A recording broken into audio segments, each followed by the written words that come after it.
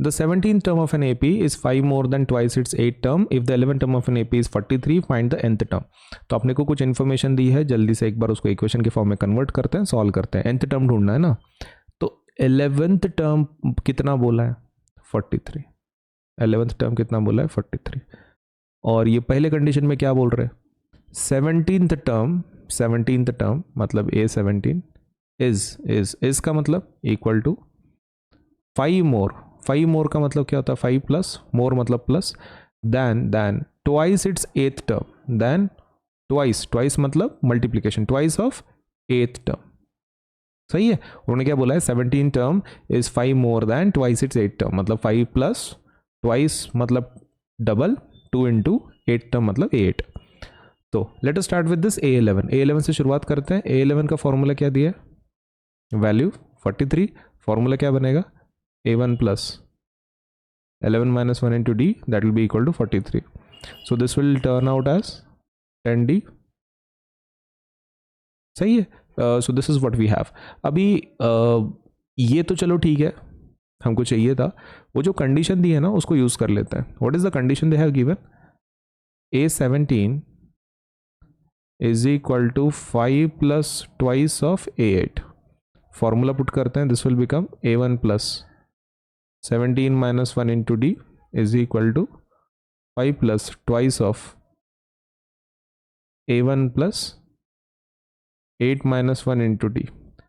So this will be A1 plus 16D is equal to 5 plus twice in bracket कितना होगा ये? This will be A1 plus 7D.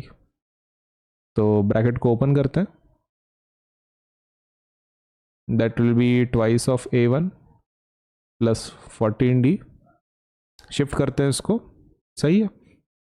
So this will become A1 plus 16D minus twice of A1 minus 14D is equal to 5. So A1 minus 2A1 कितना होगा? Minus A1 plus twice of D is equal to 5. Minus से multiply करते हैं ताकि हमको एक value मिल सके. This will become A1 minus 2D is equal to minus 5. ठीक है. ये हमारा सपोज फाइनल कैलकुलेशन है. सही है. नाउ बेस्ड ऑन दिस उन्होंने जो दिया है इंफॉर्मेशन A1 प्लस 10D और ये, इसको हम लोग सॉल्व कर सकते हैं. राइट. इक्वेशन नंबर 1 पुट कर लेते हैं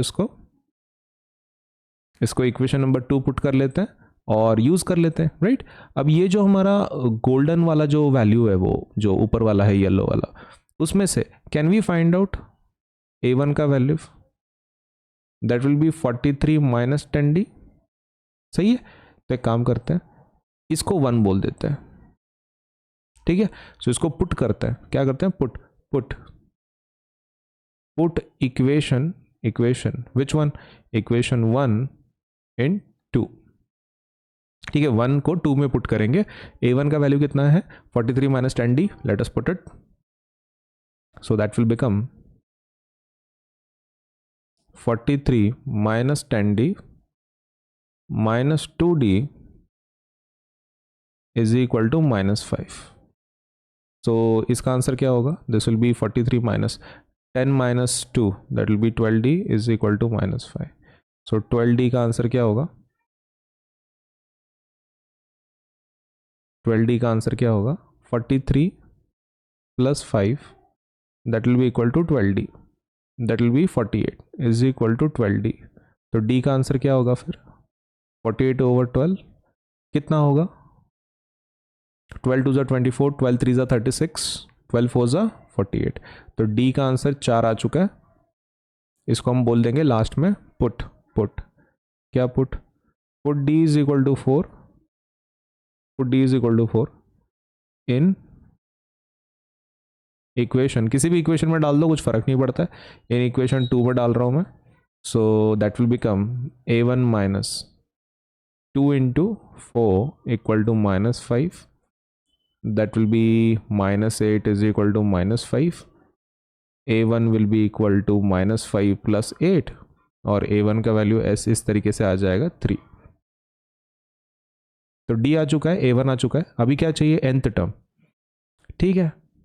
इसको पहले कंपार्टमेंट में डिवाइड करते हैं.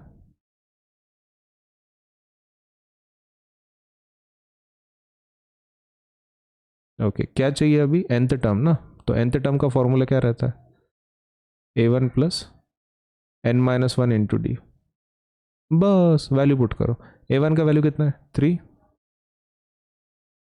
और डिफरेंस कितना है 4, open this 3 plus 4n minus 4, तो ये कितना आ जाएगा 4n माइनस 3 माइनस 4 इज 1 हो गया। तो ब्रैकेट को यहाँ ओपन करते ही हमको बस यहाँ पे आपको याद रखना है कि ब्रैकेट को ओपन करना पड़ता है। सो ओपन कर दो बस, बाकी सब the problem can be solve then. तो आंसर क्या आ जाएगा 27 के लिए, इट इज 4n माइनस 1।